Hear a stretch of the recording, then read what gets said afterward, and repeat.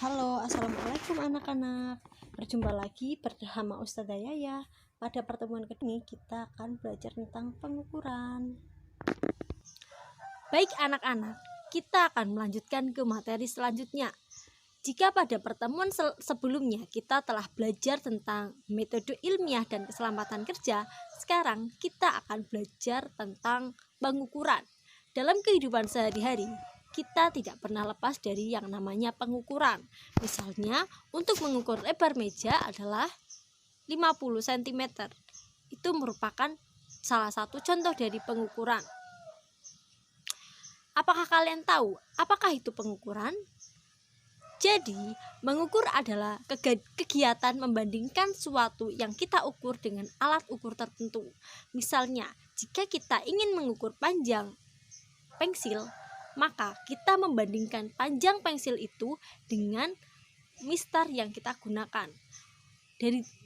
Dari hal tersebut kita dapat mengetahui berapakah panjang pensil setelah dibandingkan dengan penggaris atau mistar tersebut. Berbicara tentang mengukur, pastinya kita membutuhkan alat ukur. Jadi, alat ukur itu dibagi menjadi dua, yaitu alat ukur baku dan alat ukur tak baku. Alat ukur baku yaitu alat ukur yang nilainya sama, punya besaran dan satuan yang disepakati secara internasional. Jadi antara satu negara dengan negara yang lain itu menyepakati adanya kesepakatan hal tersebut. Jadi sama di semua negara. Misalnya adalah panjang, massa, waktu, suhu, dan lain-lain. Selanjutnya ada alat ukur tak baku, yaitu alat ukur yang nilainya tidak selalu sama. Jadi antara satu orang dengan satu orang yang lain bisa saja hasilnya tidak sama. Misalnya, panjang lebar meja Rina menggunakan jengkal tangannya adalah 5 jengkal, sedangkan panjang lebar meja menggunakan tangan Bapak 10 jengkal. Terjadi perbedaan hasil. Itu merupakan contoh dari penggunaan alat ukur tak panjang. Yang pertama adalah penggaris. Setelah itu ada mikrometer skrup, ada meteran pita, jangka sorong, dan lain-lain. Selain alat ukur panjang, terdapat juga alat ukur waktu. Yang pertama adalah alat ukur waktu yang berupa stopwatch, ada jam dinding, ada jam pasir, ada jam digital, dan jam tangan. Mungkin kalian masih asing dengan jam pasir. Jadi jam pasir itu digunakan pada zaman dahulu sebelum teknologi semaju saat ini. Selain itu juga ada alat ukur massa. Misalnya ada timbangan badan, ada timbangan meja, ada timbangan gantung, neraca, dan lain-lain.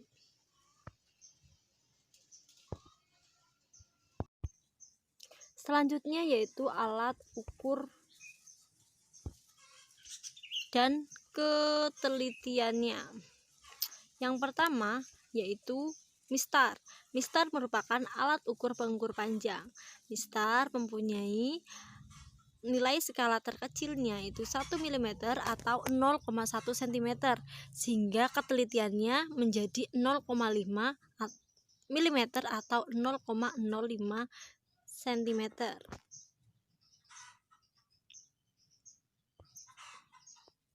Selanjutnya, alat ukur panjang yang kedua yaitu jangka sorong. Jangka sorong mempunyai nilai skala terkecil 0,1 mm atau 0,01 cm. Jangka sorong ini mempunyai tingkat keakuratan lebih baik daripada mistar. Alat ukur yang selanjutnya yaitu mikrometer skrup. Mikrometer skrup ini mempunyai nilai keakuratan lebih tinggi daripada mistar ataupun jangka sorong.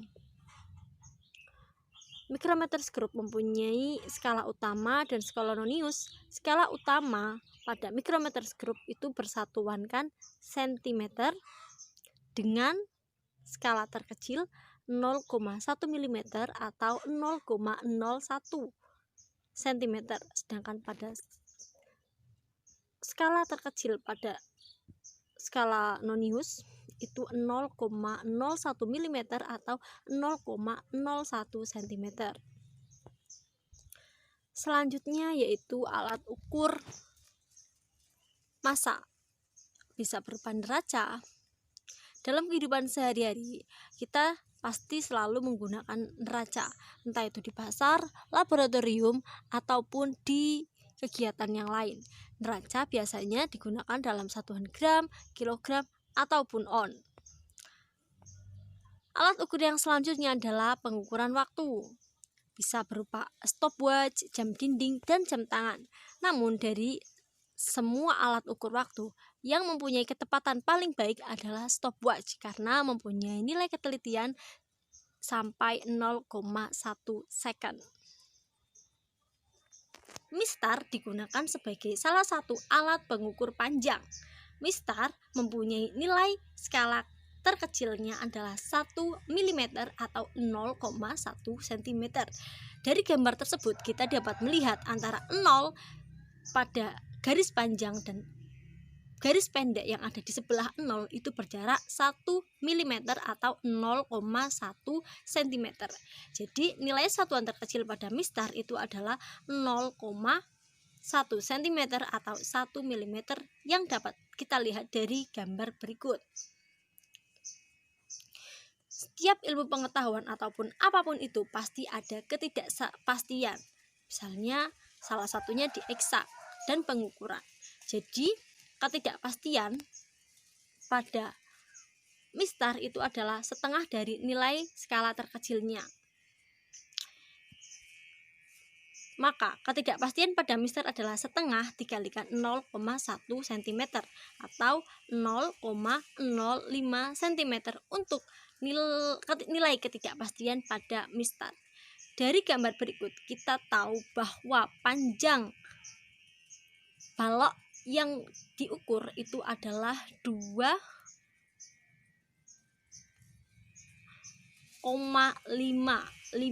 karena berada pada ujungnya berada di antara 2,5 dengan 2,6, maka 2,55. Sedangkan skala taksiran ataupun ketidakpastiannya itu adalah 0,05. Jadi hasil pengukuran dari balok tersebut itu sebesar 2,55 plus minus 0,05 cm. Jadi hasil pengukuran dari panjang balok tersebut itu antara 2,50 sampai 2,60 cm.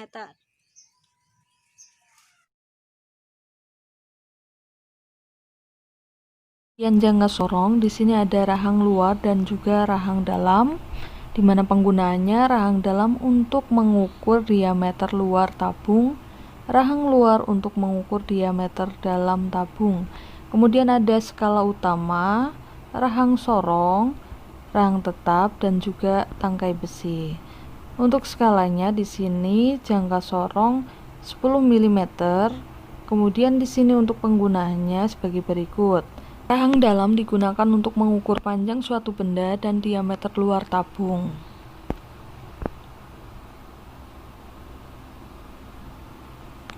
Bisa dilihat caranya untuk mengukur diameter luar tabung dengan cara mencapit dengan rahang dalam.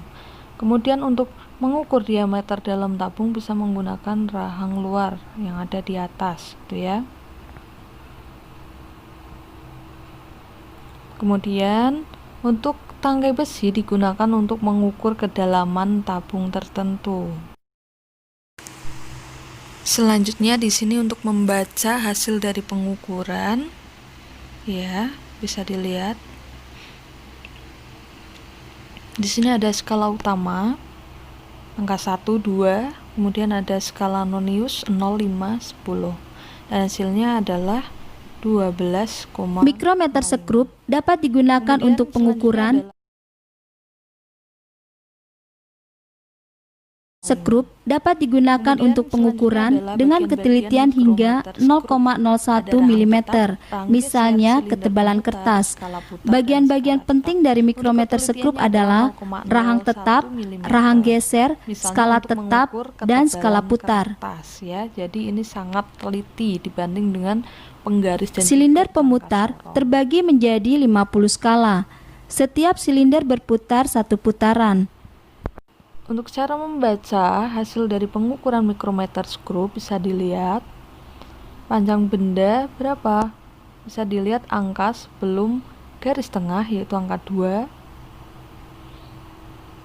Kemudian angka yang lurus dengan garis tengah yaitu angka 0,08. Selanjutnya adalah alat ukur massa disebut dengan neraca atau timbangan. Ada beberapa macam neraca, diantaranya neraca yang sering kita jumpai di pasar atau warung ya, untuk mengukur benda dengan menggunakan beberapa anak timbangan. Bisa dilihat gambarnya ya. Kemudian selanjutnya adalah neraca 3 lengan, umumnya digunakan di laboratorium. Benda yang diukur diletakkan pada timbangan. Lalu ketiga penunjuk digeser-geser hingga tercapai kesetimbangan. Kemudian cara membacanya dengan cara menjumlahkan ketiga benda tersebut. Selanjutnya adalah neraca elektronik. Sangat praktis karena dapat langsung menampilkan hasil pengukuran pada layar. Biasanya digunakan di supermarket untuk menimbang buah ataupun sayuran. Ya, selanjutnya adalah cara untuk membaca hasil pengukuran dari neraca. Kita masukkan bendanya, namun sebelum dimasukkan bendanya, pastikan neraca sudah dikalibrasi. Selanjutnya, cara yang pertama adalah dengan menggeser lengan yang paling besar ya. Di situ ada 0, 100, 200, kemudian lengan kedua ada 0, 10, 20, 30. Kemudian lengan ketiga ada 0, 1, 2, 3, 4, 5. Kemudian ada lengan yang paling kecil 0, 0,1, 0,2. Dan kita geser lengan yang kedua di angka puluhan ya. Ya, kita paskan. Nah, ternyata pakai 90 terlalu berat, maka geser ke 80. Kemudian kita geser lengan selanjutnya ya. Kemudian ketika kurang berat maka ditambahi dengan lengan yang paling kecil. Ya. Pastikan sudah seimbang ya.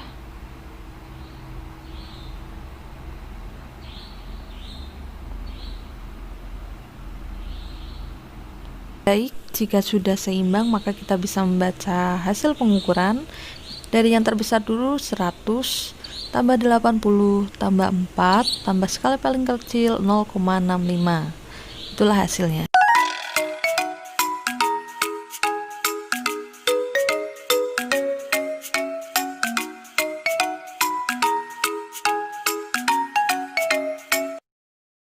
Bulan pada pembelajaran kita bahwa nilai skala terkecil Mister adalah 0,1 cm, nilai skala terkecil jaka sorong 0,01 cm, dan nilai skala terkecil mikrometer skrup adalah 0,001 cm. Mohon maaf atas segala kesalahan, jika ada ketidakpahaman bisa ditanyakan. Sekian dari Ibu. Wassalamualaikum warahmatullahi wabarakatuh. Kan plus minus kan